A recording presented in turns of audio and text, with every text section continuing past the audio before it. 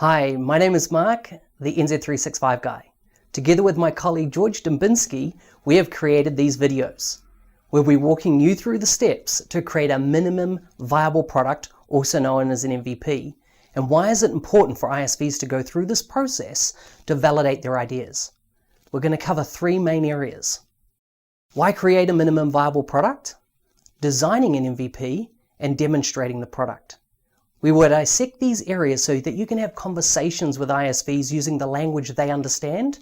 That also allows you to validate if they're on the right track to success. We'll also provide information that you can use to coach an ISV when appropriate.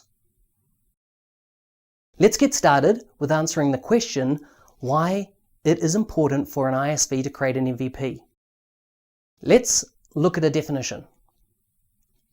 A minimum viable product, according to Wikipedia, is a product with just enough features to satisfy early customers and to provide feedback for future product development. In other words, what is the absolute minimum product that will still attract customers but still have room to grow? Instead of a complete end product, an ISV should create just enough to validate the idea with early customers and use it to get feedback for further development. The goal with an MVP is to either fail quickly before too much time and money has been invested, or succeed via customer and audience feedback. One of the benefits of the Microsoft Power Platform and Dynamics 365 is the ability to stand up an environment quickly with out-of-the-box connectors to a range of services, allowing for rapid development and deployment. If we take a look at this scenario, we can see what ISVs should aim for with an MVP. In this example, if the goal is to create a form of transport, this is how an MVP could be developed.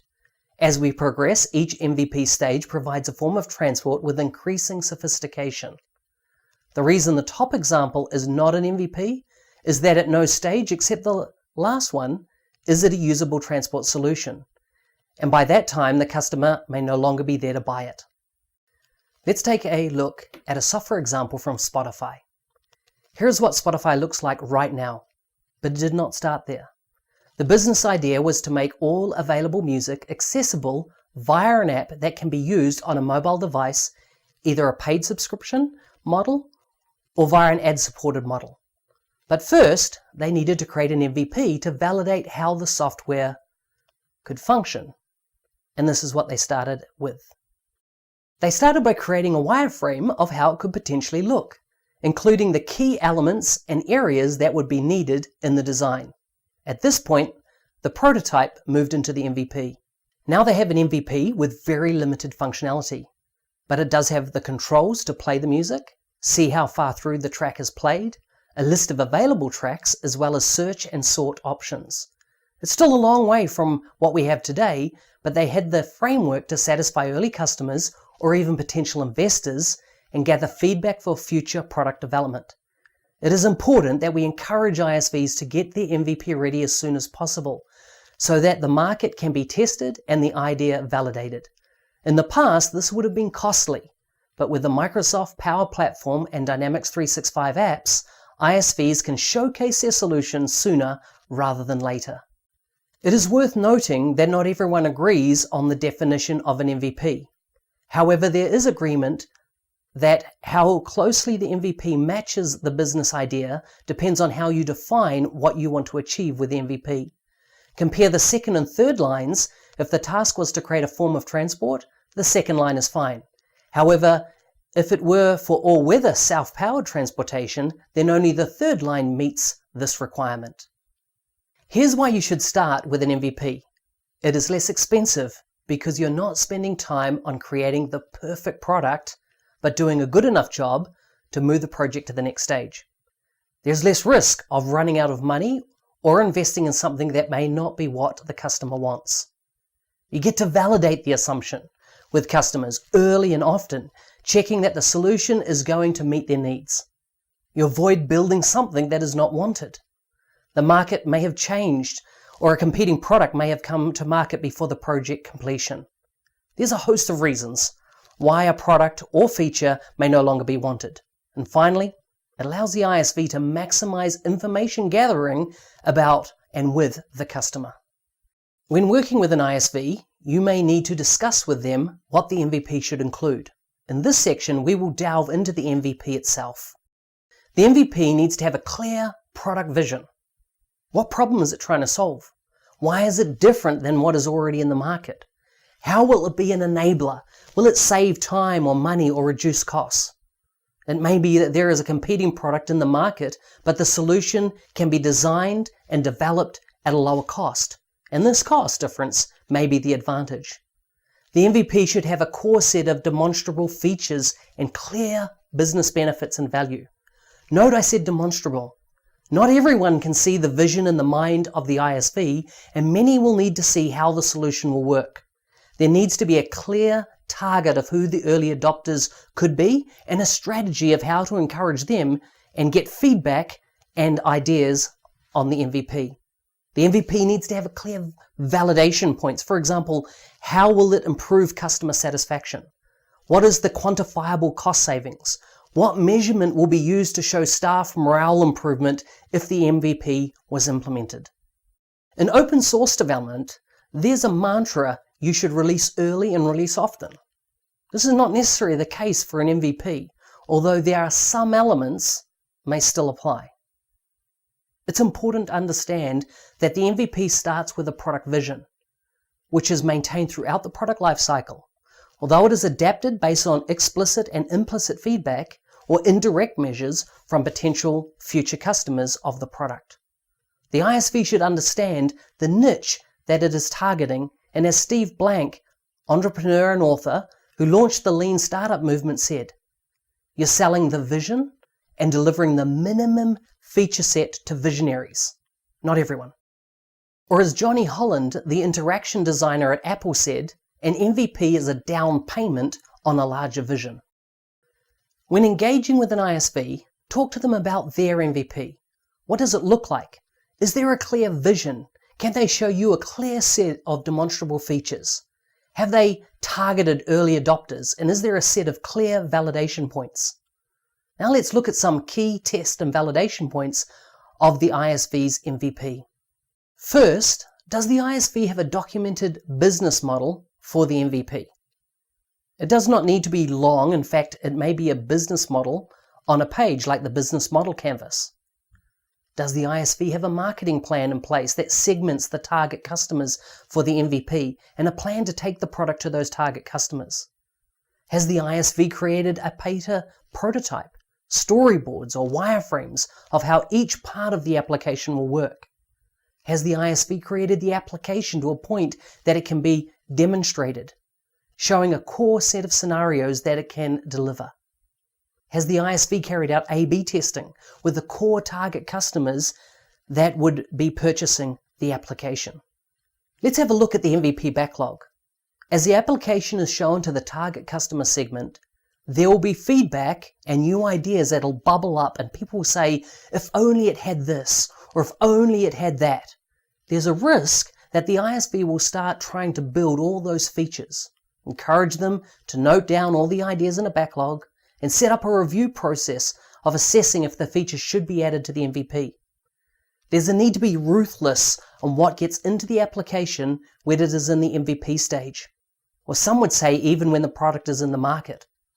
The ISV needs to be encouraged to stay with the vision they had for the product they are developing and only pivot when it makes sense and the feature requests outweighs the risk, delay, and investment. Basecamp, one of the earliest software as a service solutions, has over 2.8 million subscribers. It was created with 9 staff across multiple countries and had a valuation of $100 billion in 2015. This quote is how Basecamp creators explain in their book Rework the reason for the word minimum in the minimum viable product. Drop some of the good to create great.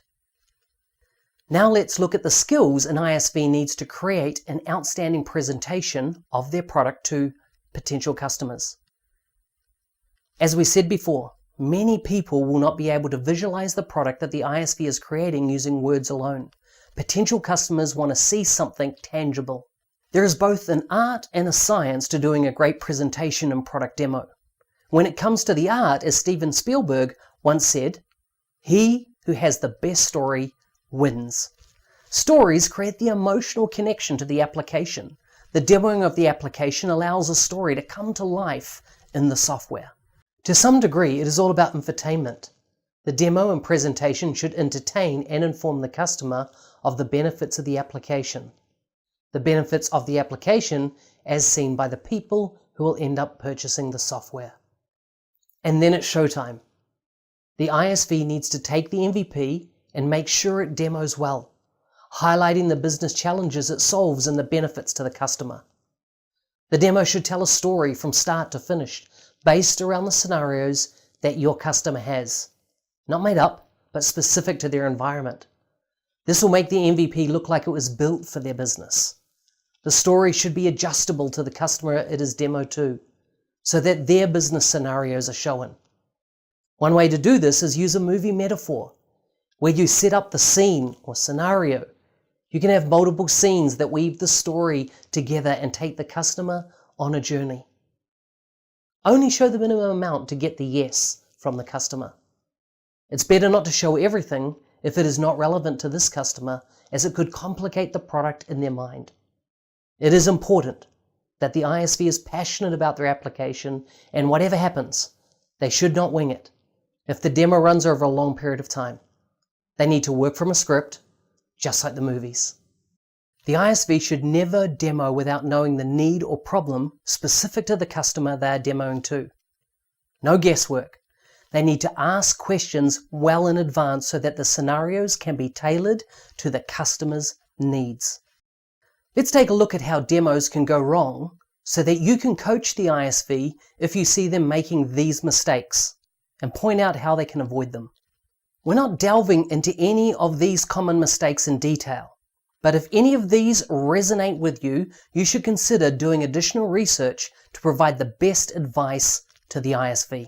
As you can see, there are a lot of moving parts to how the demo is done, and this list is a surefire way of checking that the ISV is set up to put their best foot forward in the demo.